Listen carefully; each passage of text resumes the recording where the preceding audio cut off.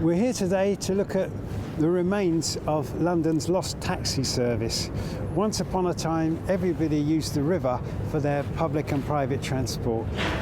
Not everyone had a horse and cart, so we used boats on the river. And what we're going to look at in particular, and we're going to try and measure it today, is one of the watermen's taxi stations, as it were, where you'd go to hire a taxi, a water taxi, to take you to Greenwich in that direction or Windsor in that direction. It's very important to measure these things because they're being eroded by the river all the time. They're not being used, they're not being maintained, so they just disappear, they just get washed away. And that seems sad because this was a crucial part of London's heritage in the days when we treasured the river and used the river. We've got structures going back to the Bronze Age, which is older than I am, and structures from the medieval period going right the way through to a history of the Blitz. It's all lying on the foreshore and it's all being eroded.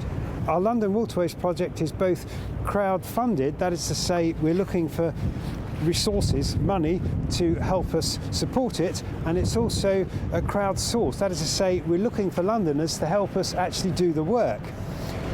We're doing all of the Greater London area, so we need people from Rainham to Richmond.